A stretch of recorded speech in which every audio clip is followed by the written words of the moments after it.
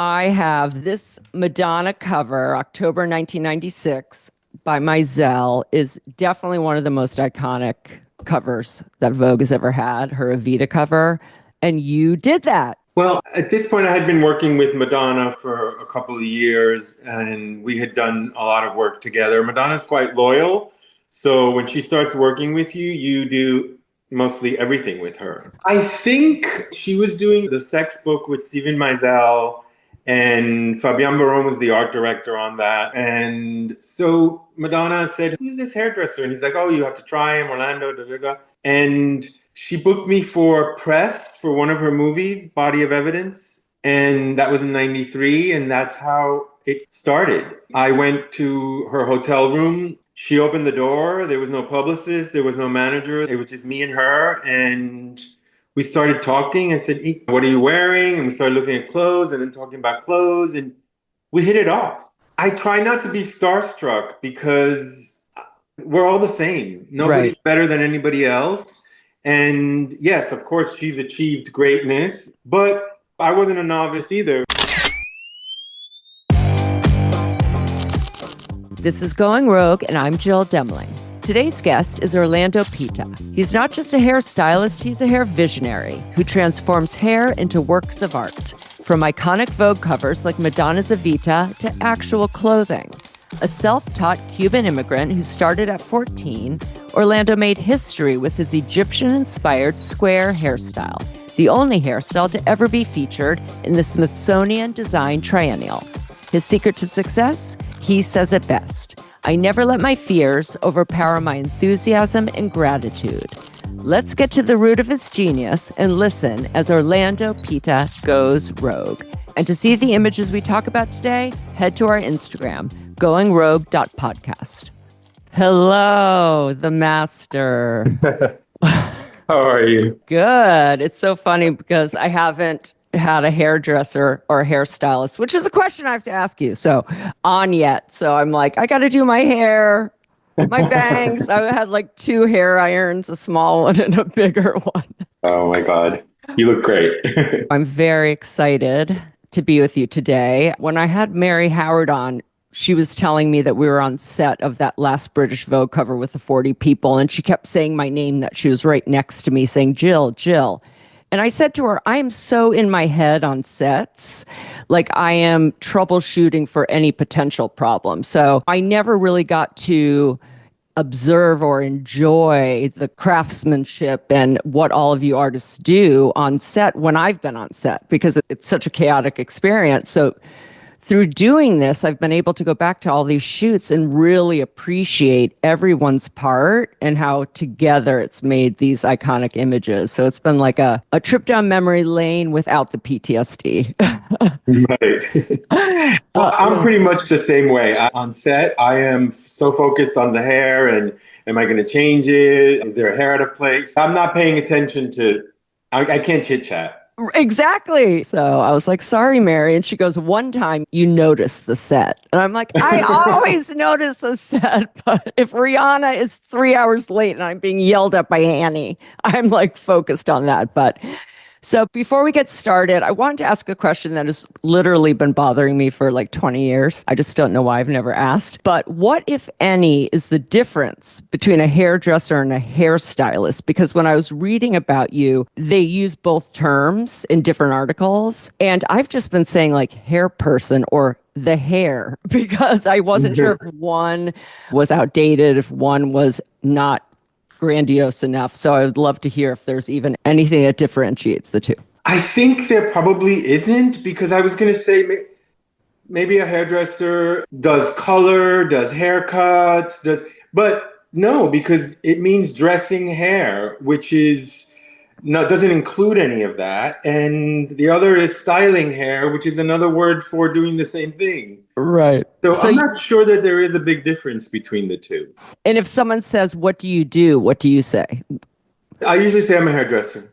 Oh, interesting. Okay. Good to know. I don't say I'm a hairstylist. I usually say I'm a hairdresser. Well, I mean, since I've gone down the rabbit hole and I was just trying to figure it out just to be respectful, I had to ask my new best friend, Gemini. And here's what I wrote to Gemini. How do you describe what Orlando Pita does? Because he is more than a hairstylist. And Gem said, you're right.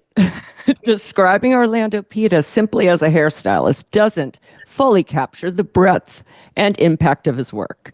Here are several ways you could describe him: visionary hair artist, influential hair designer, creative force in hair, architect of iconic hairstyles. I was like, that's good.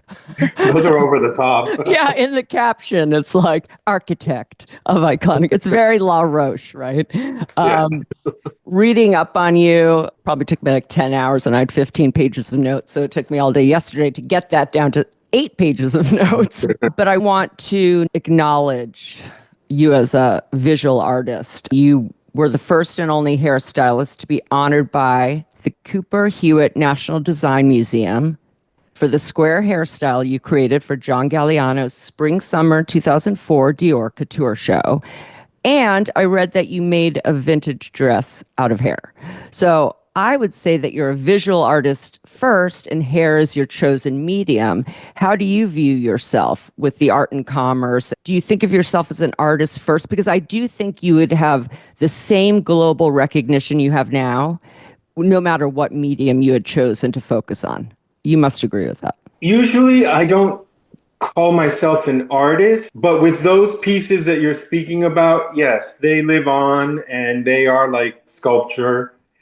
And so in that case, I would call myself a hair artist. I usually don't call myself a hair artist when I'm just doing hairstyles because they go away. And I'm creative with my craft, but I don't usually label it as being an artist. Right. And then a lot of people have said to me, no, you are a hair artist. And, yes, you are. and I don't want to argue that, but because, I do like to use hair as a medium to create things that pop into my head. And I know how to sew. So there was a moment when Ingrid Sushi from Interview Magazine said to me, this was like late 80s, I think. And she said, I want you to do a hair story, but I don't want you to do hair on the head. I want you to do hair on the body, create clothes or something. And that got me going. I was so excited about that. And I had never seen somebody do hair clothes. I mean, me either. About a year after that, I did see Gaultier did a jacket and he sewed hair onto it. And now you have people on Instagram making hair dresses, and so it's a thing now. But I did, I think, pioneer that. Absolutely. I mean, that's what Gemini says for sure. My new best friend. Okay, so let's talk about how it all started. I like to call it the road to Vogue, as that is the thread, pun intended, that runs through all my episodes. So your road began at a very young age, and I'm fascinated by the story of you and your brothers, and that's where I came up with the idea of the movie, because I can picture that scene so well. So I'll just kind of give a quick cliff notes, and then I would love you to talk about it. But for those listeners who don't know your story, your family immigrated to U.S. from Cuba when you were 4, and you and your brothers didn't like how the local barbers cut your hair, so you decided to cut each other's hair. And you said in an interview, I went first and did a really bad job cutting my brother's hair, so I didn't let my brother cut mine. But I figured out why I got those horizontal lines, and when talking to my grandmother, she gave me a second chance. Then I was just on a mission to cut as many people's hair as I could, so that's really kind of how I learned to cut hair. So little did your family and friends know how much that haircut cost, even with their discount. But what was it about cutting hair? I mean, yes, you solved a problem, right? You didn't like how people were cutting your hair. So why not try to do it myself? Maybe I can be better. But then you got into it. Like, what was it? I have no idea, really. I think that when I first touched hair and started to make it look good, because it took me a few haircuts, but the second haircut was already much better on my grandmother. I just I became obsessed with it. I don't know why. It's just something that just happens. And the more I did it, the better I got at it. And then it just kept evolving. And then later on, when I was 21, that was at 14, that bad haircut. Right. When I was 21, my brother was working for a fashion photographer. And the hairdresser canceled at the last minute, and I was able to step in on the job. And then I realized, okay, I really haven't learned hairstyling. Because when I would cut people's hair, basically I would leave it damp when I finished the haircut, and I wouldn't blow dry it and finish it off. But this is so crazy. Hold on. Let's because there was no YouTube then. Okay. And it was just trial and error. I mean, your grandma let you cut her hair. Like, how did you figure it out without any of those tools?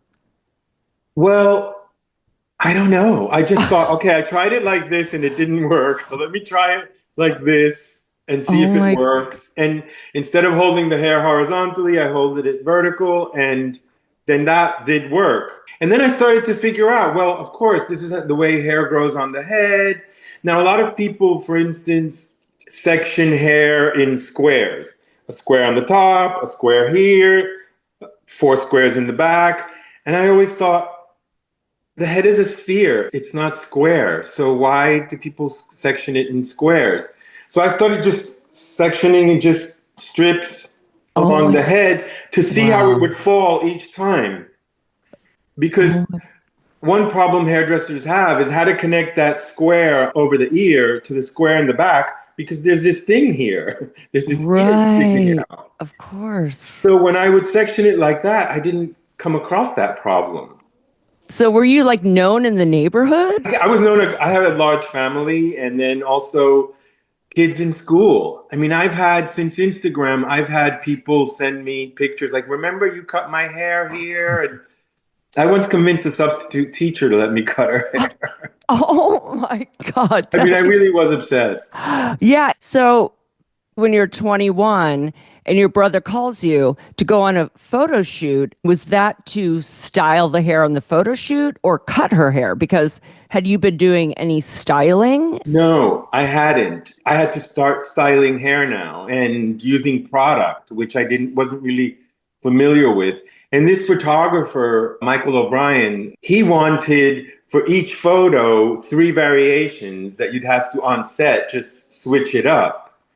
So basically, I would be copying what I was seeing in fashion magazines and try to mimic that until little by little, I gained enough confidence to start doing it my way and doing things my way. Yeah. But when he called you, were you like, hey, bro, I'd love to help out, but I mean, a fashion shoot? Like, oh, yeah. He called me that morning and I was like, Jose, I don't even have like hair products. I don't even have like equipment. I don't have a bag.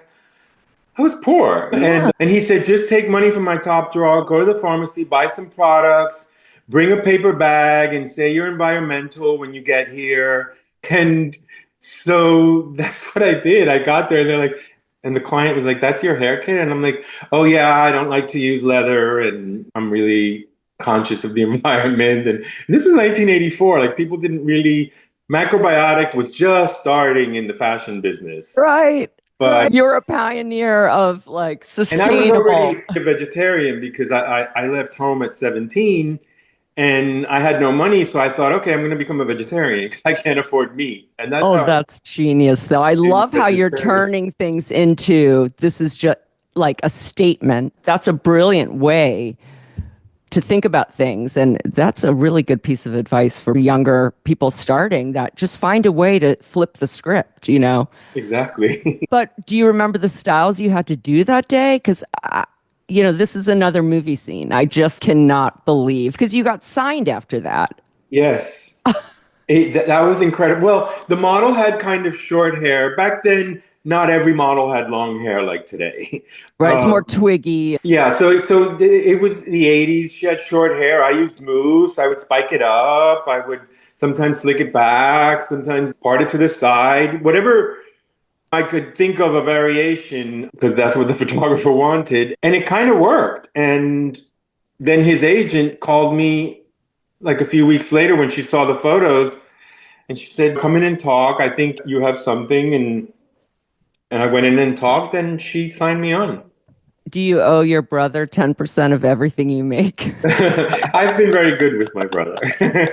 That's amazing. I mean, I also just love what I perceive as this close relationship with you and your brothers. It's just a great, heartwarming story how you even got to Paris. So, what was Paris like? Did you go by yourself? Were you like, I guess I'm now a hairdresser? This is my new profession. Hey, parents, like I'm. Well, yeah, this photographer then would test because he was preparing a book for Paris.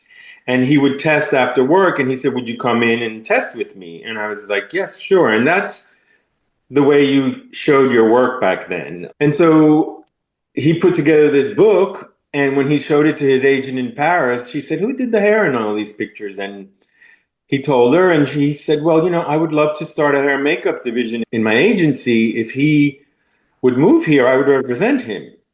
And he called me and told me that. And at that point, my brother was now on his own in Paris.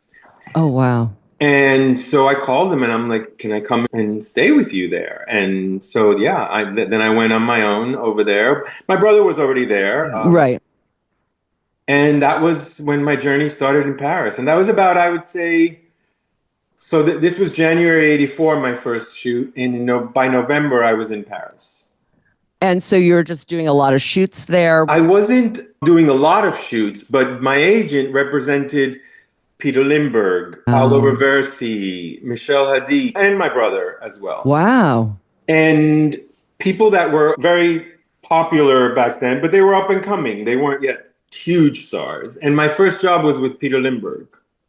Wow. And then I went to Paris and I did a Comme des Garçons catalog with Paolo Roversi. And within a year after being in Paris, I did my first show for this designer, Martine Sipmon, that my brother did the catalogs for. And that was her first show too.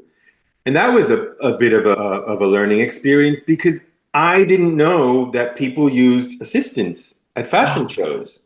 So I asked my friend to come with me and to help me. And I did all the models. So the friend wasn't a hair person?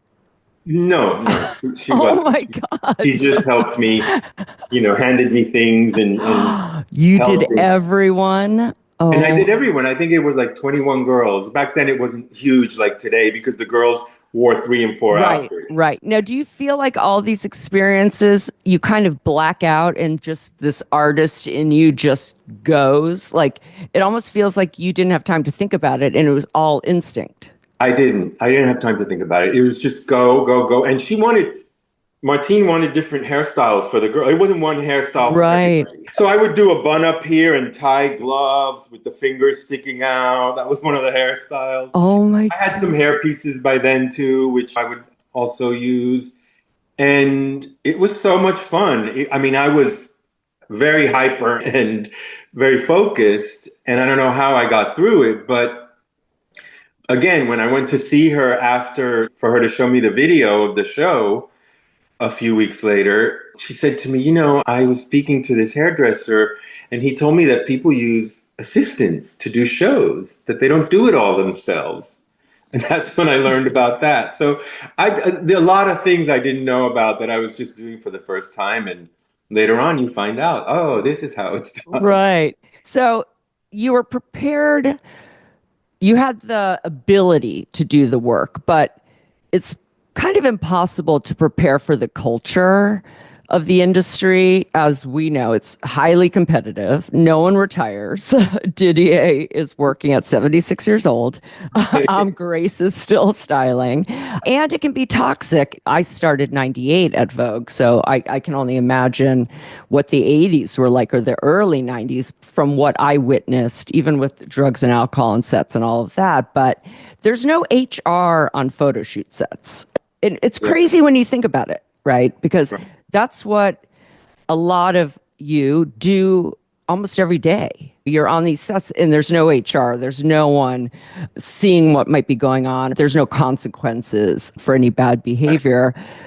And I feel like the hairdressers get the brunt of it for some reason. It's always the hair, but it's never the hair. Yeah. But how did you handle that in the early days? How competitive it was, or how you kind of had to grin and bear it through a lot of the situations? I know personally I've had to. It's just the way it is, right?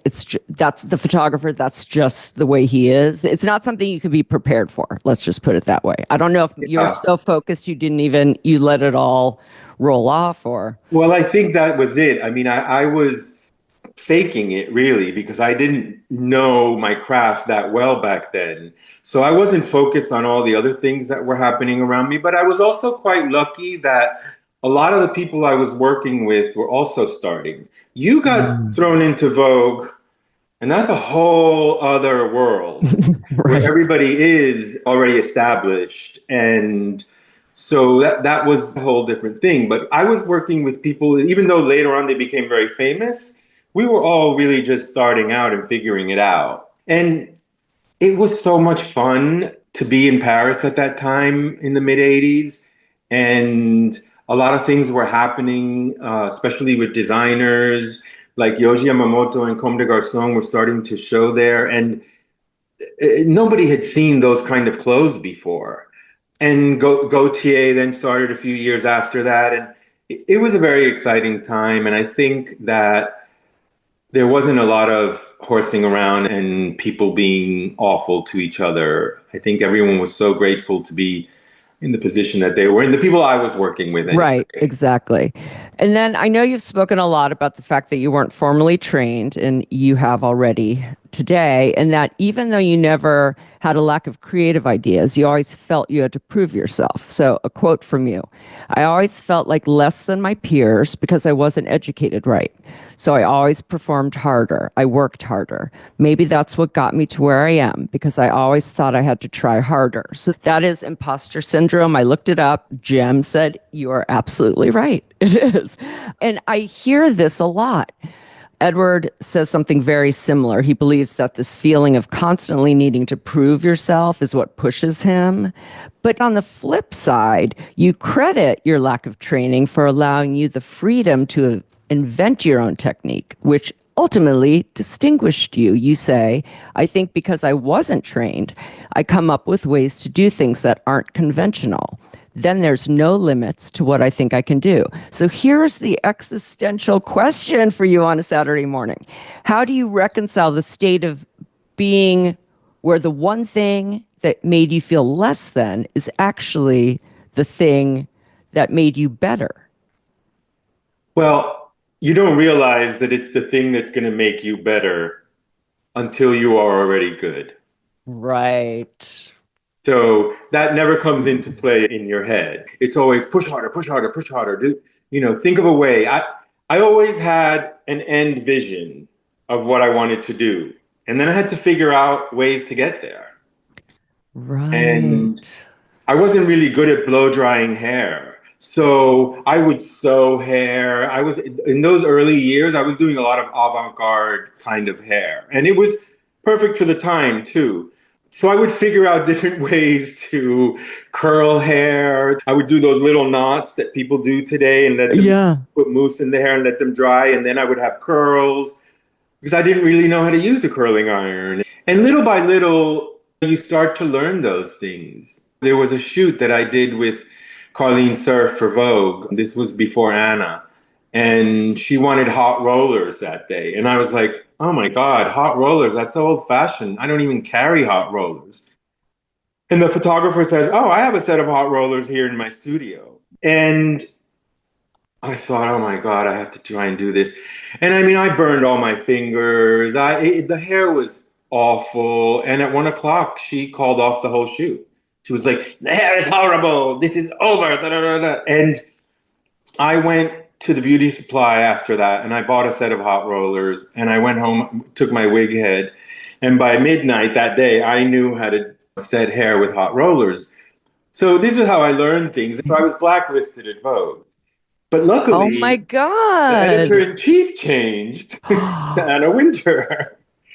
And so I was no longer on the blacklist because She had her own blacklist. I mean, Yeah, I call it a blacklist, but there's yeah, people exactly. that, I know. Yeah, because we all sit in a room together. Grace is going to say you, and then Carlene, I can only imagine you did a great imitation, would say, no, remember that. But were you able to say, I have another technique? I can get you what you're looking for in a different way. I didn't have the Yeah. other technique. I have hot rollers that Ashley Javier gave me, and I am pretty good right now. I have one of those big sets. But okay, so let's get to the Vogue years. So you just said when Anna started, then you were back working for Vogue.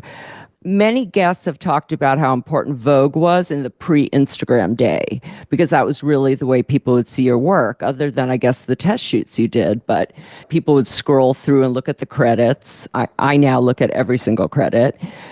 So after that first experience, what was the next shoot that you did at Vogue when Anna was in charge?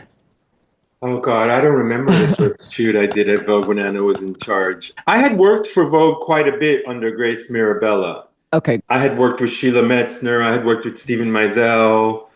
And it meant so much in the business because once Vogue validated you, you reached a different level. I mean, there were other publications, Self and Mademoiselle, and where you could get tear sheets for your book and start to build your career. But once you had a Vogue tear sheet, it took you to another place. And so I was able to work with a few people before Anna. But then when Anna came in, I started working more for Vogue, but I don't remember the first shoot with Anna. Or do you remember the first shoot where you saw your work in the magazine, like going to the newsstand, getting that magazine and seeing your work for the first time? Yeah, I think it was a shoot with Stephen Meisel, and Christy Turlington was the 15-year-old model or 16-year-old model. And yeah, that was incredible. And then I got to work with Polly Mellon there and with Sheila Metzner as a photographer, with Irving Penn. I know, that's amazing. I mean, the Irving Penn, is that the Gautier silver? That was later. That was in the 90s when Anna was already there. I was going through all models.com and you have 76 pages. Oh my God. I haven't been on. I should have a look. Oh, yeah, I know. Of course, they don't have a lot of pictures. And then I go to the Vogue archives and all of that. But I would love to talk about the process on the photo shoot, just for anyone listening that wants to do what you do, or at least try. So I've heard hairdressers say that there are photographers who know hair, and there are photographers who know what hair they like, and there are photographers who don't know hair or what they like. I would just love to talk about the relationship between you and the photographer and the editor. I know some hairdressers really listen to the editor, but just what the dynamic is. And I know it probably changes depending on who you're shooting with, but anything you can say about how that, because it is a dance, right, with everyone. And Phyllis told me when I spoke to her that she got to the place where she found patience, that when she was looking at hair and makeup, waiting for the model to get ready, she'd want to say something like, that's not what I was thinking. But she realized, just wait, because everyone has a process. And it could end up when she's done looking like what you have in your mind, or much different, but much better. So it's allowing everyone to do their thing, because everyone's artists on the set. You have to let everyone do their thing to come together. Yes, I think I always gravitated more towards what I thought the photographer would want. Because at the end of it all, when the model's standing there, if you did what the editor thought the hair should be like and the photographer didn't like it, then you had to be sent back to change the hair. And that was always so embarrassing. I was lucky the photographers I worked with liked fashion, liked clothes, liked hair. Back then, most people were like that worked, especially at a Vogue level. Right. Even Patrick de Marchelier, who was straight, liked clothes and hair and makeup. So it was, I thought, better for me to kind of listen to what the photographer wanted. And sometimes if it was different than what the editor wanted, I would say to the photographer before I started, but Phyllis wants this, or Tawny wants this, or Grace. So then it would be a conversation between the three of us. So I always brought everybody in, so I Okay. wouldn't have to do things twice. Right. Or have to be the middleman between two people that Right. Yeah, no, I wanted everybody, let's all talk about this so we agree on something. Was there ever a situation where it was just a drastic difference between what the two wanted and you're like, just tell me what to do? I can't say that there was ever a huge drastic difference, no, because Yeah, because most editors worked with photographers that they related to anyway. exactly. Is there a hairstyle that you're like, oh, please don't ask me to do that again? If I have to do another, I don't know, if I have to do another braid, or is there just something that you just really don't like to do? And when someone asks you, you cringe? I mean, not really, because I always find new ways of doing it, but there have been hairstyles that I've been asked to do that I had never done before, like the hot roller one. I also didn't like it. I thought it was old-fashioned, but I figured out a way to do hot rollers in the way that I liked it. And that was a little more destroyed. And once Tom Ford asked me to do for a men's show mullets, and I thought, oh my God, that's the worst haircut in the world. Why would you want to do mullets? He's like, well, you have to find a way to make it look good. And I did. And that's when I realized I'm never going to answer that question again. Like, what hairstyle don't you like? Well, I don't know, because if I put my spin on it, I can learn to like a lot of things that I don't normally gravitate towards. Right. That's a great way. And that expands your vocabulary of hair in your craft. Yeah, and you talk a lot about that, actually, about one side is you have an image in your head and you're creating it, and it doesn't always look like exactly what's in your head, and how you're not going to copy something if you can't do it better. It's changing it a little. And there's also sometimes during the process that you pivot and you say, actually, I'm going to do this, and you change. So that's what's important. I think a lot of times hairdressers these days allow their assistants to do a lot of the prep work and they do the finishing work. And I can't do that. It's still till today I can't do that, because sometimes during the process I come up with something else, and that wouldn't happen if I wasn't doing the prep work.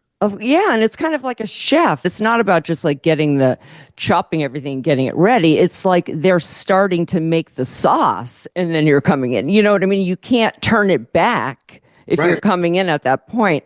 And then when someone says, Orlando, we'd love you for this Vogue shoot, it's Grace and Mario, are you first like, who's the model, meaning what's the hair I'm working with? Do you think about, oh, I hope it's Giselle because she has hair I can do this with? Edie has shorter hair. Is it about what the hair is that you look forward to working with or not?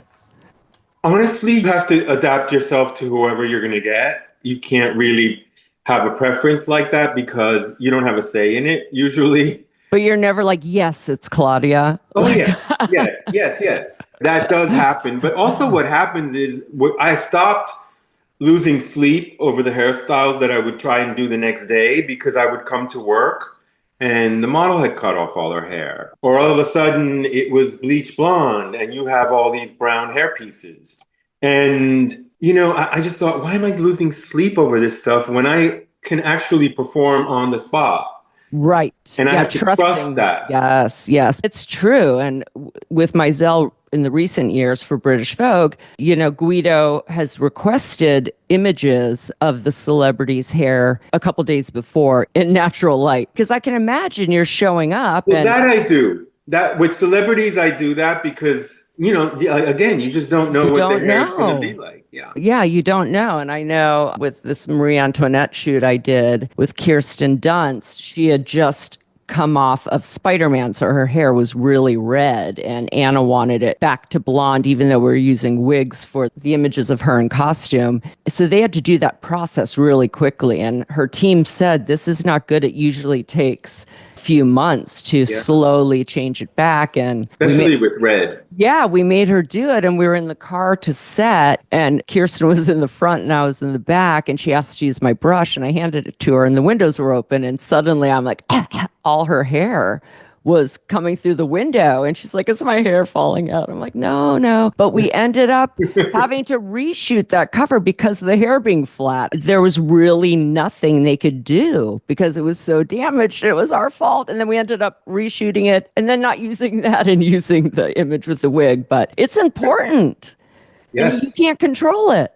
The more you know, the better you're going to be prepared. But it's not always like that. I mean, everyone else has the information, but you're the only one. Sometimes they tell you it's a model, and then you get there on the shoot and it's somebody else, or there's two models, or, things change overnight sometimes.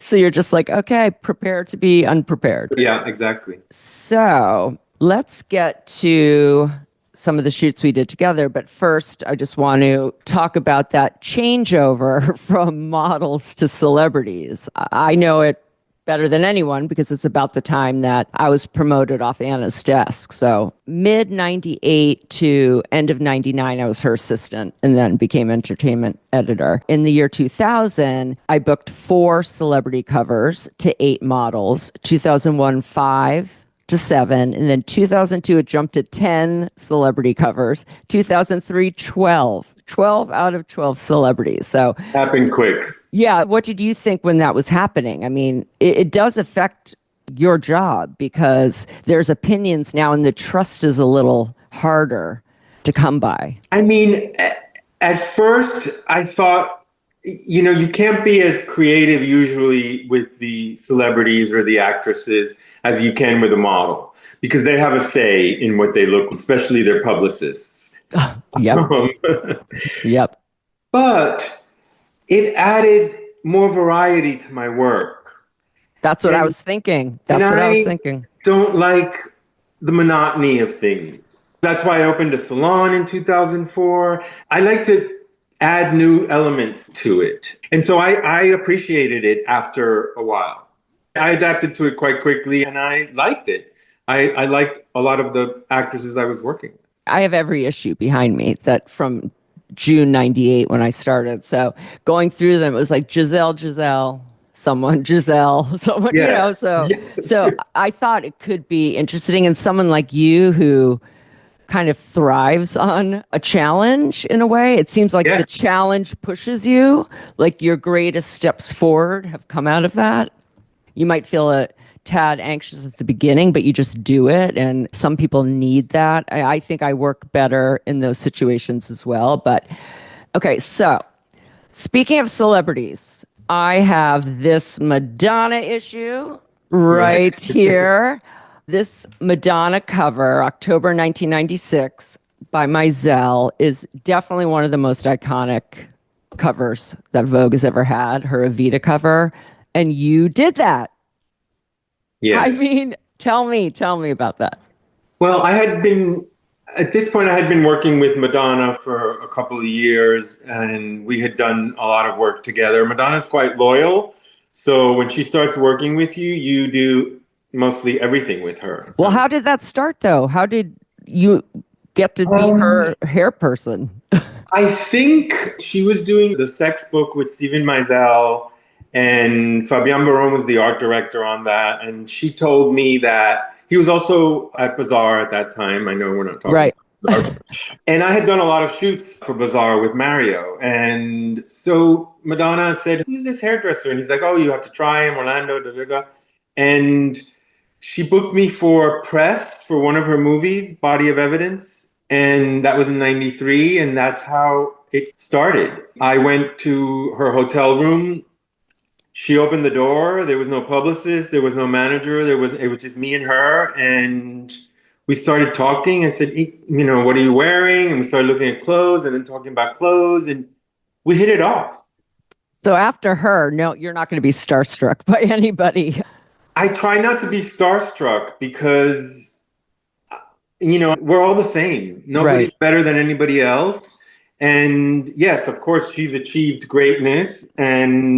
But I wasn't a novice either. I'd Right. already done a lot of great work. So I had to trust that as well. And also I realized, sometimes people would say to me when I started doing their hair, "Oh, I can tell that you know what you're doing."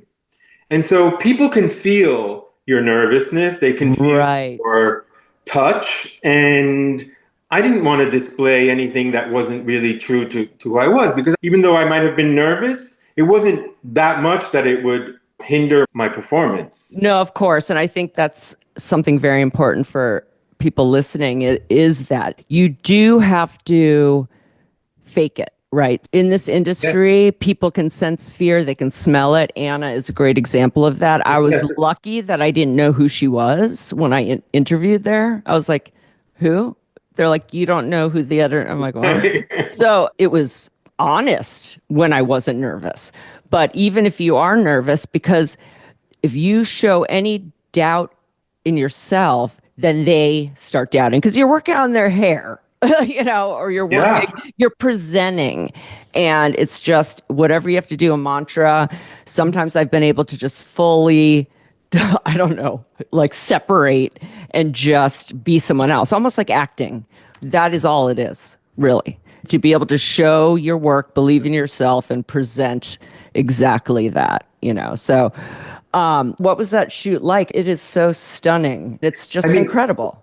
we went to England and we shot in movie studios. I forget the name of them, outside of London, where she was shooting Evita at the time. She hadn't finished shooting the movie yet, I don't think. She was working there, and it was a Saturday and Sunday, I think, because they weren't shooting those days. And it was amazing to be on the movie set. And she was transforming herself into somebody else. And she really did, with the contact lenses and the way she dressed and did her hair. And Steven Meisel was really into it. And so it was one of those really amazing shoots. Yeah, the image of her getting her nails done in the robe, like she's Evita, even though she's, Right. you know what I mean? Yeah. Okay, so that will take me to Beyonce because there's a picture like that. There's a photograph that we did together that you are in. It was Beyonce's first Vogue shoot. It was the Age issue, 2003. She was 21 years old. Did you know that? 21 years old. No, I didn't. I didn't know. I mean, But the thing is, with these big stars, especially musicians, actors are more comfortable acting as someone else. Musicians, they are their brand. She's Madonna when she goes to sleep. She's Madonna when she takes the kids to school. Same with Beyonce. There right. is no, let's get ready to be Beyonce. Let's Right. get in character. There isn't that. She might have Sasha Fierce, which is the next level of Beyonce performing, but she's still Beyonce. Yeah. So Yeah. that's why I love that picture because it says everything. Like there's just so much lightness there. What I do remember is the paparazzi, which was insane. And I don't remember being like, oh my God, it's Beyonce. Do you? Like, was it early that we didn't? I mean, I did like her from the beginning. So I did think, oh my God, that's so great that I get to work on her. And I love that Mario looked at that whole scene in the meatpacking district and thought, I have to photograph this because this is mayhem here. Because Yes. it was Yes. chaotic. Yes, and And with the Mario, paparazzi. yeah, and the umbrellas, and we had a police guard, which I kind of got in a little argument with him because I'm like, we're paying you to protect us. He's like, well, they're allowed to. It was really insane, but she never got flustered at all. She was lovely. Yeah, She was and like really great. Norman Jean Roy and Tani, when they talk about Mario, that is the genius of Mario, is what you just described. He was on the fly, but you felt you were there. You got a feel of the whole world. It wasn't just the dress she was wearing or something like that. I just love it. I mean, what a great memory to have that you're in a photo by Mario Testino. I also remember, so we were getting ready in some little studio, and I was like, where's the Diet Coke? And Yvette Noel Shore, who I just spoke to yesterday, she was saying, get rid of all the Coke, all the products. She has this big deal with Pepsi. And I'm like, but it's craft services. She's like, if anyone took a picture, I'm like, I hate Diet Pepsi. And then I remember Camilla chain smoking as usual. You know, she'd have 3 drags, put it out, have a Kit Kat, then smoke again. And Yvette's like, Camilla, she's a singer. She has a performance tomorrow. Like, you can't be chain smoking. But that still is like one of my favorite shoots. Then, yeah, I love that. But then Lady Gaga. So you have all the big superstars. So I'd worked on the Hansel and Gretel shoot with Annie in 2009, but I didn't go on Gaga's first cover shoot, 2011. And what was that like? Because the hair is everything in that. That made the cover. And she's someone that's totally up for it, thank God. Yeah. But how did that come about?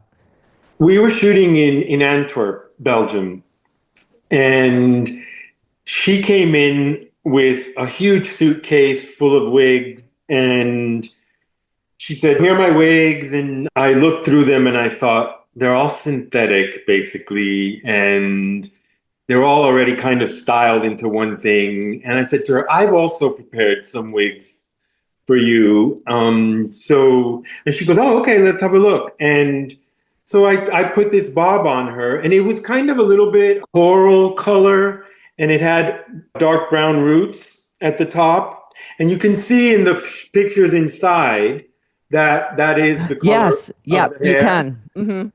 For the cover, the color was changed to pink. Oh, and what was the brief with a star like Gaga, where you're going to push it? Are you meeting with Mario and Tani prior to the shoot to talk about the hair, or are they? A lot of times, Tani would call you, like Grace, before the shoot to discuss.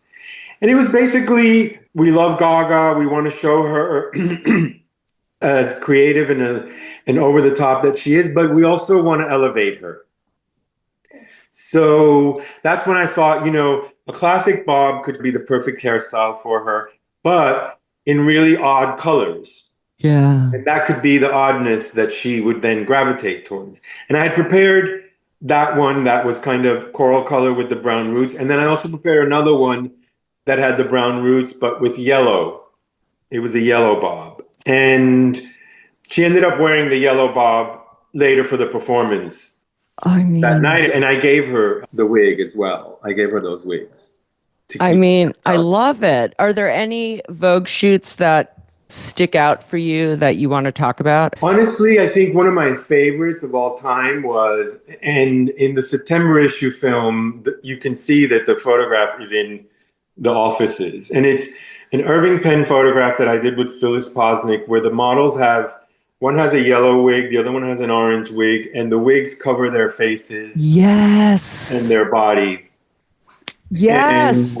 That's in the office. Yeah, I saw it every single day. That's incredible. Yeah, tell us about it. And that was an amazing shoot because it's the first time that I had done a shoot where it was all about the hair. There was nothing, there was no face, there was no makeup. And I think the article was about hair color. And I had to come up with a way to style the wig that looked interesting, but still had a statement. And Irving Penn had shown me this, I think it was a Vermeer painting of 2 women sitting next to each other, and one was touching the other. And so I got inspired by that, and I did that, and he loved it. And then years later, he called my salon and asked me that his studio manager got this horrible haircut and if I could please fix it for him, and he'd pay anything. And we said, the only thing I would love is if you have a print of that photograph. Yes. And he said, let me call the gallery and see if there's any left. I know it's an edition of 10 only, and there was one left. And all I had to do was pay the taxes on it. Oh my God. And he gave me the photograph. That is incredible. And so I have that photograph in my living room. And what was he like? I'm so fascinated. Of course, it was always close sets. And it was at the end of his life when We got him shooting celebrities, basically whatever he wanted. Anna's directive was whatever Mr. Penn wants. I've heard a lot from Phyllis. She talks about the process with him and how much she learned from him and the details that he considers. Like, he really looked at everything you guys did.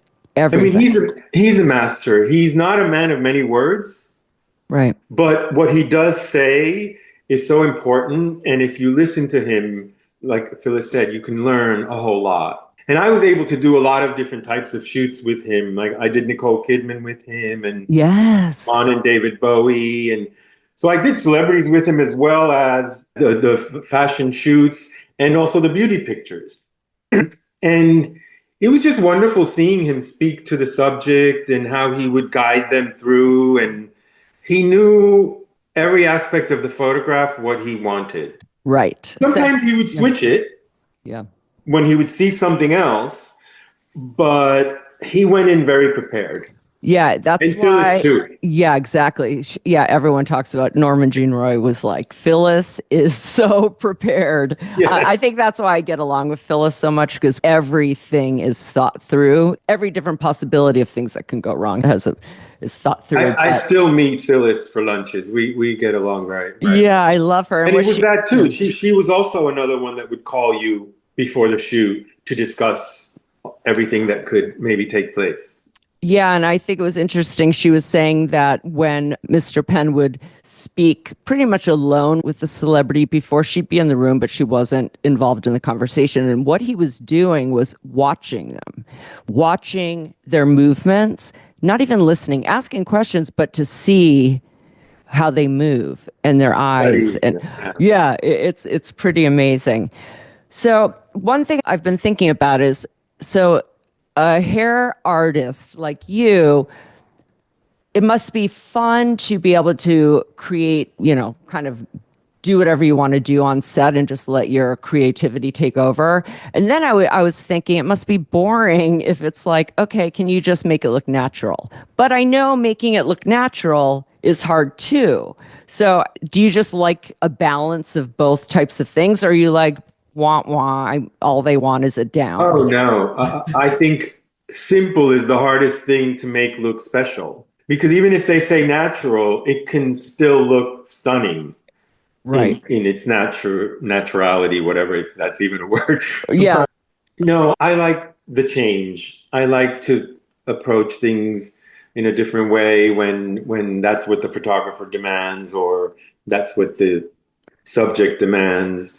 You still have to make it look incredible. Annie Leibovitz doesn't like a whole lot of fashion hairstyles, and her texture is mostly natural. But then it's how you place it on set and how you make it look in the photograph, or a little gust of wind that makes a hair flow. I love photography, and that's what makes sometimes a photograph really special. Those little moments. Yeah, I love the quote one of your quotes, I want to do beautiful, lush, gorgeous hair as well. I didn't want to be known for just the avant-garde or the really creative. So I tried to really dabble in a lot of different styles so I wouldn't be pigeonholed. That is super smart. Great advice for people.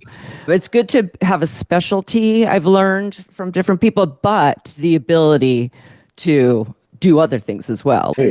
Okay.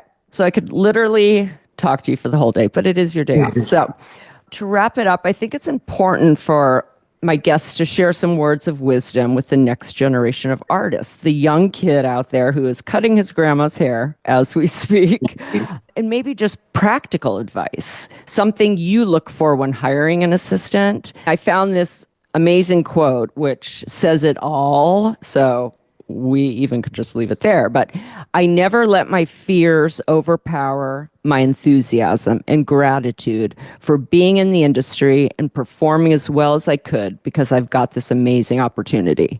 Gratitude, being in the present and appreciating where you are and putting aside the complaints and all of that. This is so brilliant. It should be a pillow.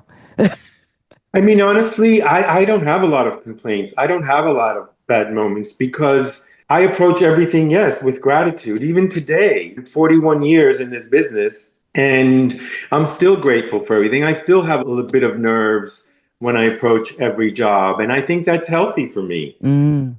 But I think what's also important is to challenge yourself and to do different types of work, and don't just concentrate on one type of hair. If you're not that versed at doing black hair, then start doing black hair and get really good at it. I know there's not a lot of white hairdressers that get to do black hair, but I'm one of them that does, because I've always challenged myself to do things that don't come natural to me. And I'm Latino, so I have cousins that have very curly hair, and so I've had to do a lot of different hair types. And I think that's really important to really have a big variety of all the things you can do. Haircuts, color, not so much, but yeah, that can be part of it, because that's also a chemical process. I'm lucky I have a salon and I work with a colorist, and he can make my vision come to life. Because after a while, I just thought, I can't concentrate too much on color, because I have... Oh, that's a whole different... Yeah, that's science. Yeah, exactly. And it's like sitting there watching paint dry. Exactly. Watch the color process. So, but I think it's just, to try as many different aspects of this field that exist, because that's what makes the job interesting. I was a mentor on Bravo's Sheer Genius season 3. Oh, I love that show. I loved it. I did an episode of Sex and the City. So even things that just are out of the realm of hairdressing, but come because of my hairdressing, I've tackled. So, and you love what you do. You talk about it. You love making people feel good. You said before that we don't retire from this business, but I think it's because we have a passion for it. Exactly. It is. It's hard to carry all your equipment as you get older and set up in little hotel rooms with bad lighting, but I still love it, and I still have many years ahead, hopefully. Love it. Okay. So at the end of each episode, I ask every guest the same 7 rapid fire questions. So it's just this or that. Oh my God. Okay. They're easy. Easy. Okay. AM or PM? AM. Text or talk? Talk. Uber or Subway? My own car. Ooh. Book or film? Film. Sweet or spicy? Spicy. Spots or stripes? Stripes. Okay, here's the kicker. Top or bottom? Ooh. I think top. Phyllis was a top. Love it. Well, thank you so much for coming on. I like those questions. Thank you for having me. It was a lot of fun. Thank you. Thank you. Have a great day, and we'll talk soon. You too. Have a good weekend. Okay. Thank you for doing this. Bye. Bye-bye. Okay, that's our show. Thanks for listening to Going Rogue, and be sure to like and subscribe. Today's show is produced by me and Maddie Rosenberg at Radio Free Rhinecliff, with assistance from Maddie Kelly. Special thanks to David Vo for our great graphics and Taras Romanov for our epic theme music. See you next Friday.